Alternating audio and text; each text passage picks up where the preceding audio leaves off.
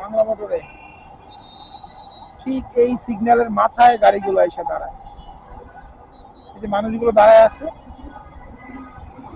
ওই সিগন্যাল পার করে আইসা মানুষগুলো এখানে দাঁড়ায়, এই বাসগুলো এখানে দাঁড়ায়, এর জন্য সিগন্যাল ক্লিয়ার হয় না।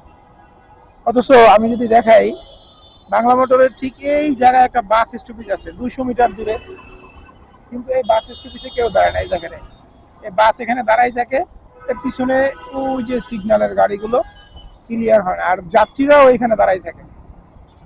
মানে বাস ড্রাইভার, যাত্রী সবাই এই সিগন্যালের মাথায় দাঁড়ায়। এই যে দেখেন, এই যে আসতেছে সিগন্যাল কিন্তু রানিং, কিন্তু বাস একটাও চলতেছে না। আর আইসা এই যে স্লো যাইতেছে, যাত্রী এখানে দাঁড়ানোর কারণে। আর এই যে ফুটওভার ব্রিজ পুরা ফাঁকা, এই যে সবাই নিতে পারে। বাংলা মোটরের ফুটওভার ব্রিজ একদম ফাঁকা।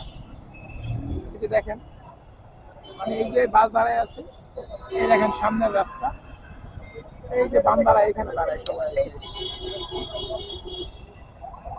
যাত্রী এবং বাস সব এক জায়গায়। এই হচ্ছে সিস্টেম। মানে এই সিস্টেম যদি চলে তাহলে সিগন্যাল ক্লিয়ার হবে কেমনে বা জ্যাম ক্লিয়ার হবে কেমনে।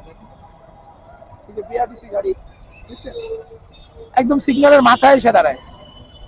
আর সিগন্যালের মাথায় দাঁড়ানোর কারণে পিছনে জ্যাম ক্লিয়ার হয় না, গাড়ি পাস হয় না। এই যে দেখেন,